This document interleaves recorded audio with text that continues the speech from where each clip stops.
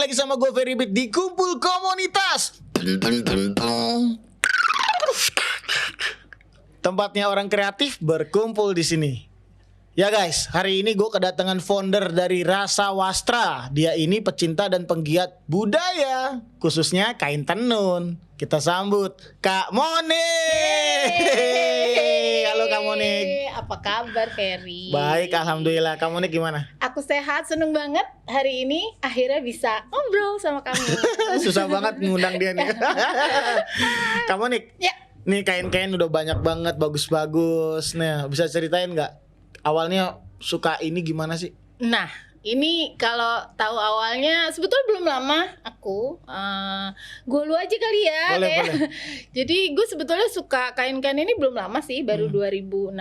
Jadi gue kan anaknya tomboy gitu kan, nggak feminin gitu. Ya nggak kebayang dong bisa suka sama kain-kain. Tapi nggak tahu kenapa pada suatu hari terus ngelihat salah satu tenun langsung aja jatuh cinta. Terus habis itu belajar dan cari tahu terus sampai hari ini gitu. Nah, jadi mulai saat itu akhirnya mulailah mengkoleksi gitu ya, mengkoleksi kain-kain dari Sabang sampai Merauke gitu, pelan-pelan sih gitu, dikit-dikit. Nah tapi biasanya nggak cuman mengkoleksi ya, tapi aku juga cari tahu gitu loh. Gue juga cari tahu sebetulnya nih kain-kain ini kan motifnya macam-macam ya, dengan warna-warna ya kalau lo lihat di sini. Nah itu ternyata punya cerita, makna di belakangnya, nggak cuman makna cerita ya, proses dan lain sebagainya itu luar biasa gitu. Dan buat aku itu adalah cara yang paling luar biasa untuk mengenal Indonesia dari lembaran-lembaran ini gitu. Jadi aduh gitu sih Fer gitu. Jadi memang begitu aja cinta, dan ternyata memang semakin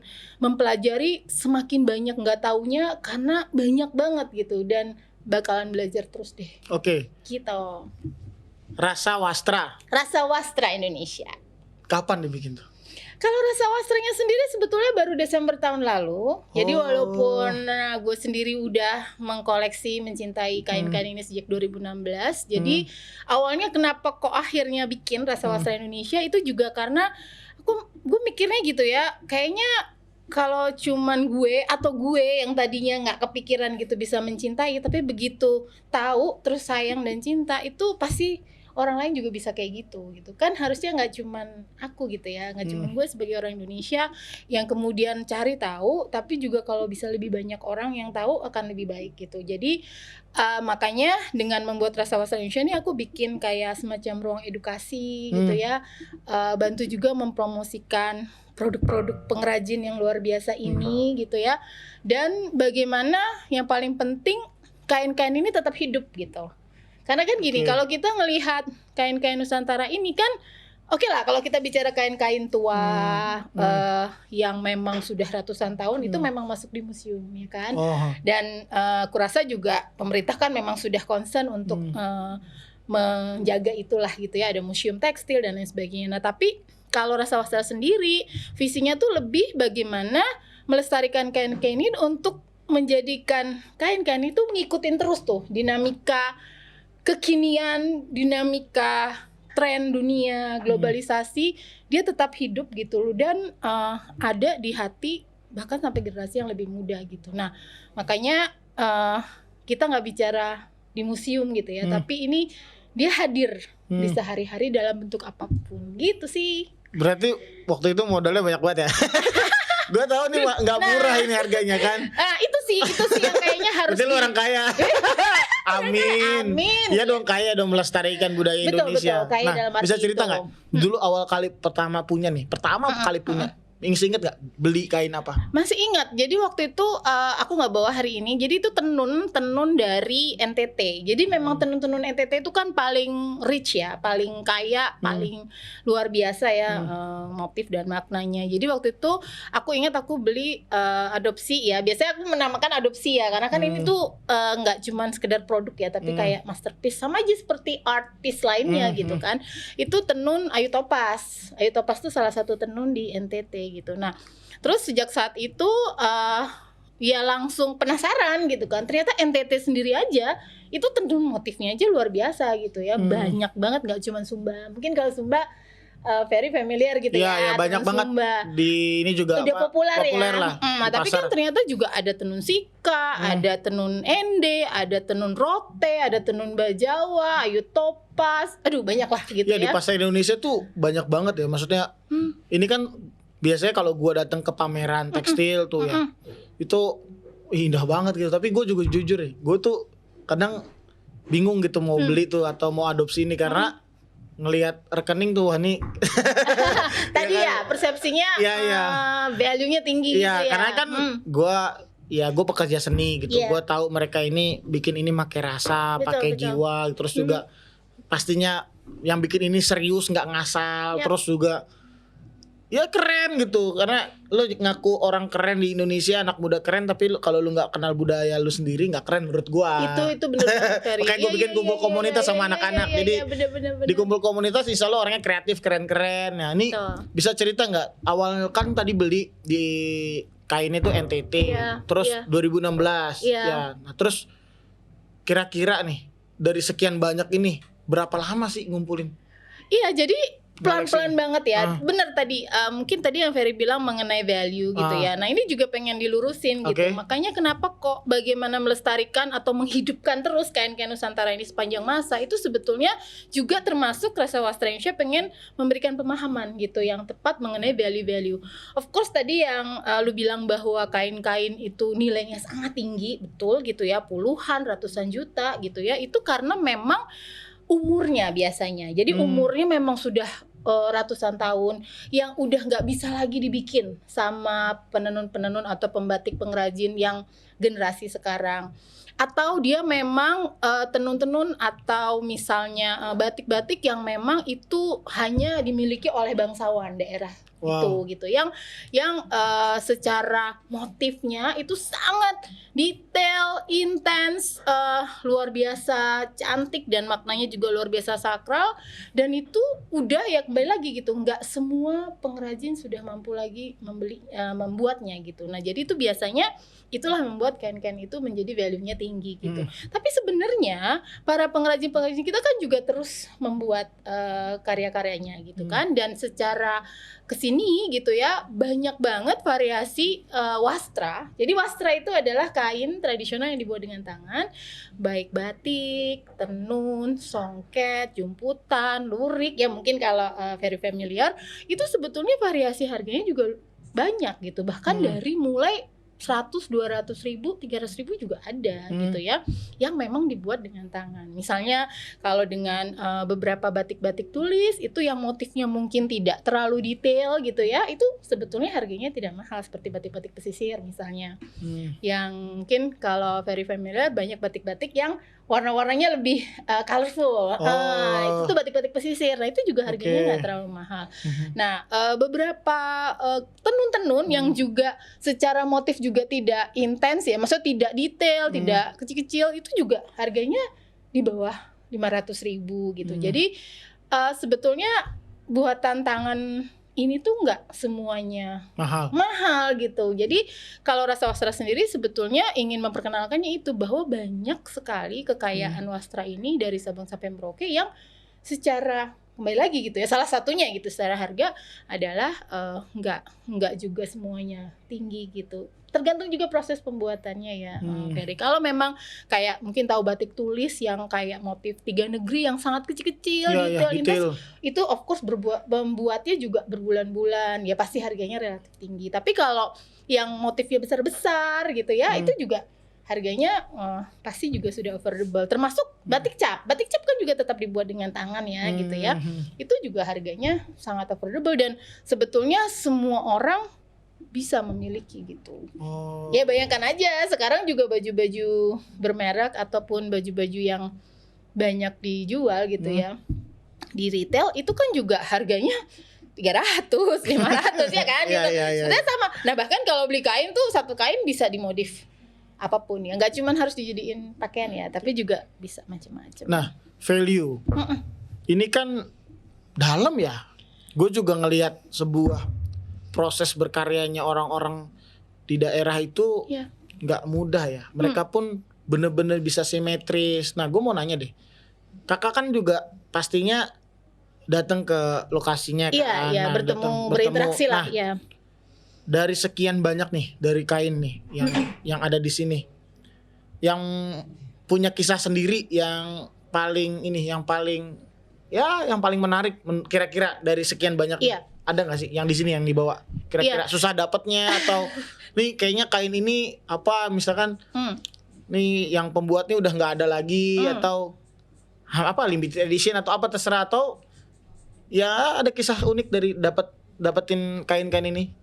Iya, jadi mungkin kalau melihat harus memilih atau lebih suka yang mana itu udah pasti semuanya apapun yang akhirnya dikoleksi dan kita juga bantu mempromosikan atau meningkatkan ya awareness lah gitu ya dari biar orang-orang juga tahu ini adalah sebetulnya semuanya memang luar biasa ya dari sisi cantiknya dan maknanya gitu. Nah, tapi kalau melihat apa yang benar-benar tadi gitu ya pengalaman atau apa yang benar-benar menarik ada tarikan rasa ada tarikan rasanya itu adalah biasanya itu pasti yang dipilih sama aku itu rata-rata cocok gitu secara makna cerita value cocok sama personality in a way itu selalu begitu gitu kayak misalnya batik lasem gitu kenapa kok aku lebih ya bukannya nggak suka batik yang lain tapi lebih kayaknya langsung jreng gitu kalau sama batik lasem itu karena batik lasem itu kalau menjadi orang nih ya secara personality gitu ya ini tuh adalah orang yang sangat berpikiran terbuka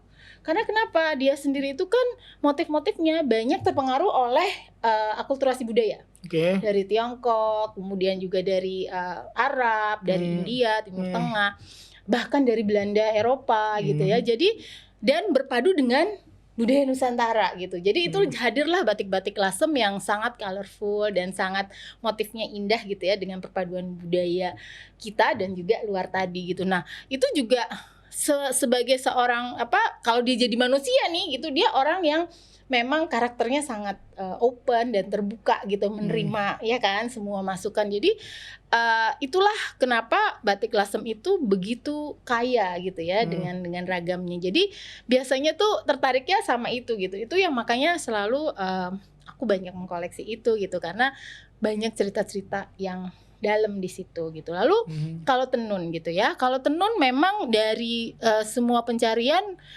kita harus akui yang memang paling dalam secara pemaknaan itu kan memang tenun-tenun dari NTT ya karena memang tenun-tenun dari NTT itu adalah bukan berarti tenun-tenun lain tidak ya tapi tenun dari NTT itu banyak sekali menceritakan tentang value-value kehidupan, nilai-nilai kehidupan, nilai-nilai kemanusiaan. Nah, jadi sebetulnya kebinekaan, nilai-nilai yang ada di sila-sila Pancasila itu tuh tercermin sih dari motif-motif ini gitu. Jadi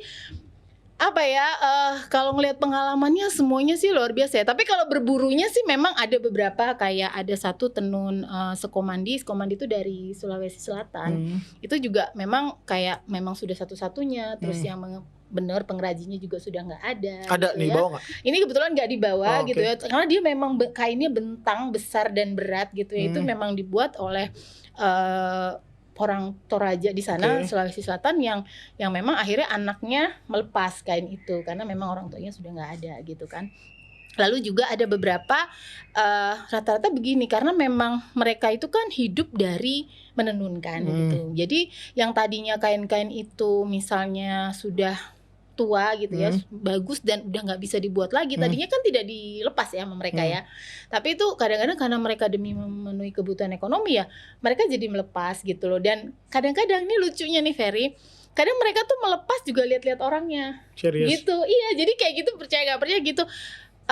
Mungkin diminta sama satu orang gitu dia nggak akan lepas tapi begitu dia lihat misalnya ya kebetulan ya alhamdulillah gitu ya aku yang minta dilepas sama dia gitu jadi karena tadi bener yang Ferry bilang bahwa untuk membuatnya itu kan perlu tadi rasa perlu hatinya juga harus senang harus gembira bener tadi ada doa apa sebelum dia menenun itu kan dia tuh ibaratnya menginvolve ya tadi gitu hati dan rasanya dia di dalam lembaran ini pada saat dia membuat gitu. Jadi kan melepasnya juga dia harus memastikan bahwa kain ini berada di tangan yang tepat. Makanya ada yang bilang kain itu jodoh-jodohan. Makanya pengalamannya jodoh-jodohan. Jadi misal nih belum punya uang nih gitu ya ingin membeli satu gitu tenun. Aduh ya udah deh.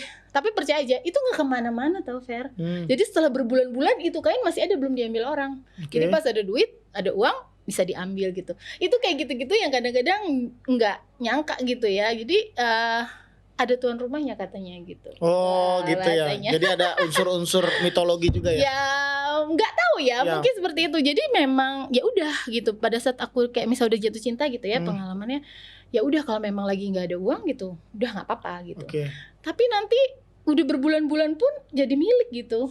Iya, Karena iya. memang nggak ke tangan orang lain. Mungkin walaupun ada orang lain yang bisa beli gitu waktu itu, tapi entahlah gitu ya. Itu tuh ada pengalaman-pengalaman seperti itu juga sih. Nah, gitu. Kak, gini, buat anak muda, Nah. menurut kakak gimana sih caranya biar kita bisa mengedukasi mereka?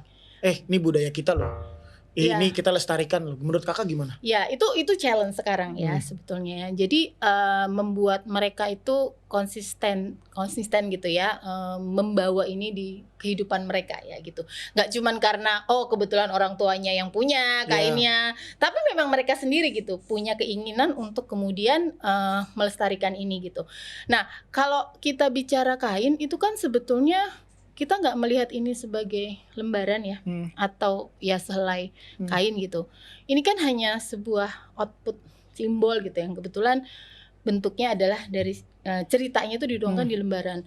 Kalau kita bicara sekarang itu sebetulnya mencintai wastra, memahami wastra itu kan bisa dalam bentuk apapun gitu ya. Satu, kalau kita bicara kainnya gitu, sebetulnya kainnya itu sendiri itu bisa di styling gitu ya, atau dipadu-padan dengan cara yang modern gitu. Ini kan masalah bagaimana kita konsisten aja gitu kan, memberikan contoh-contoh itu gitu. Kedua, memaknai kain kalau buat generasi sekarang sebetulnya turunannya udah macam-macam. Oke. Itu kayak yang Ferry pakai hari Ya, ini nih, gitu ini apa ya. nih? Ini tenun Baduy gitu, tapi bentuknya udah Ini tenun Baduy. itu tenun Baduy dari Banten gitu kan. Nah itu tapi bentuknya udah bucket hat. Bucket hat kan juga lagi tren di anak muda gitu ya. Keren. Terus misalnya dalam bentuk apa aksesoris gitu yang cantik-cantik, kalung kayak gitu, anting-anting atau home dekorasi atau apapun yang itu bisa cocok dikombinasikan dengan gaya-gaya anak muda sekarang gitu. Termasuk juga masalah stylingnya. Karena gini, memaknai dan mencintai kain-kain buat Gen Z atau milenial, ini kan mereka sebetulnya nggak apa-apa gitu terus untuk mengikuti tren sesuai dengan tren global, misalnya gaya Korea, gaya Jepang atau apa.